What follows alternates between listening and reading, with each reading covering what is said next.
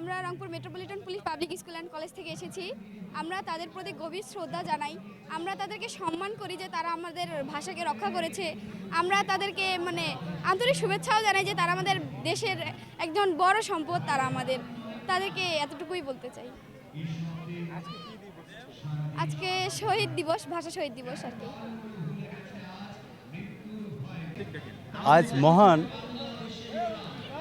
শহীদ দিবস এবং আন্তর্জাতিক মাতৃভাষা দিবস।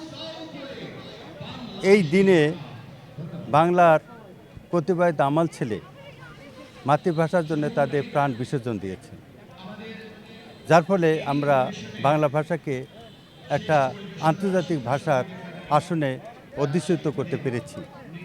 আমরা তাদের প্রতি কৃতজ্ঞ।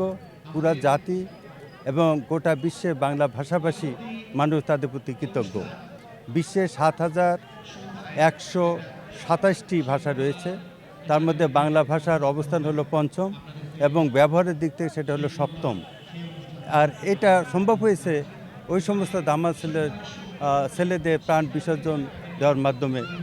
এবং আজকের এই দিনে তাদের রুহের মাগফিরাত কামনা করছি এবং বাংলা ভাষার উত্তরোত্তর সমৃদ্ধি কামনা করছি। ধন্যবাদ। আন্তর্জাতিক মাতৃভাষা দিবস। আজকের এই দিনে আমরা আমাদের যে ভাষা শহীদ আছেন তাদের মাধ্যমে আমরা একটি স্বাধীন সার্বভৌম রাষ্ট্রের যে স্বাধীন ভাষা, রাষ্ট্রভাষা বাংলা ভাষা পেয়েছি।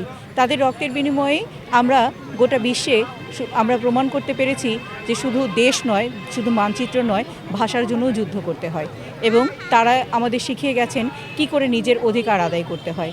আজকের এই একবিংশ শতাব্দী পার করে যাচ্ছি আমরা, কিন্তু আজকের এই দিনে আমাদের বাংলা ভাষা শুধুমাত্র আমাদের দেশে নয়, গোটা বিশ্বে আছে সমাদৃত শুধুমাত্র এই যুদ্ধের কারণে, এই ভাষা নিয়ে যুদ্ধের কারণে। এবং পৃথিবীর মধ্যে আমরাই একমাত্র জাতি যারা শুধুমাত্র মাতৃভাষার জন্য যুদ্ধ করেছি।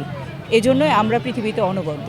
এর জন্য আমরা গর্ববোধ করি। আমি বাঙালি, আমার রাষ্ট্রভাষা বাংলা, এই জন্য আমি সবসময় গর্ববোধ করি এবং এটা আমরা আমাদের শিক্ষার্থীদের মাঝে ছড়িয়ে দেওয়ার, জানানোর সবসময়ই চেষ্টা করি। আসসালামু আলাইকুম।